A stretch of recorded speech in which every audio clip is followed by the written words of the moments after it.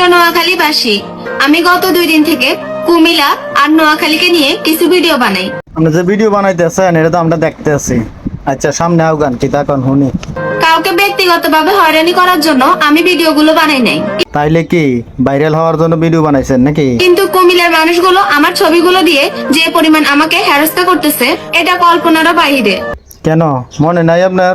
কি করলে জানি কইলেন কুমিল্লা বাইসা যাইব, এটা কি ভুলে গেছেন এত সকাল? কিন্তু নোয়াখালীর একটা মানুষও আমাকে হেনস্থা করার জন্য কোনো প্রকার প্রতিবাদ করে নাই। নোয়াখালী সবাইকে আর ব্যাক করলি আপনার মতো যে প্রতিবাদ করিয়া তারা নিজের মাথার উপরে গোবর ছিটাই দিত। আমার জেলা নোয়াখালী, আমি নোয়াখালীর জন্য বিবেক চাইতেই পারি। বিভাগ চান না, সমস্যা কি? আরেক জেলারে গুতা দিয়ে বিভাগ চাওয়ার দরকার আছে? এটা সবাই নাগরিক অধিকার। আপনি বিভাগ চান, আপনার পারলে বিভাগ দিয়ে দিব, সমস্যা কি? তাই বলে আপনারা আমার ছবি এডিট করে এরকম করবেন? আপনাদের ঘরে কি মা বোন নেই? আমাদের ঘরেও মা বোন আছে, কিন্তু এরকম বেয়াদব মা বোন নাই আমাদের ঘরে। আপনি যে পরিমাণ বেয়াদবি করছেন এরকম মা বোন নাই। যাই হোক, যারা আমার সাথে এরকম করতেছেন তাদের উদ্দেশ্যে একটা কথা। আচ্ছা কি উদ্দেশ্য কন আরেকবার শুনি। আমি শুধু তাদেরকে লাস্ট ওয়ার্নিং দিছি। আরে খাইছে নোয়াখালীর মানুষও বলে ওয়ার্নিং দেয়।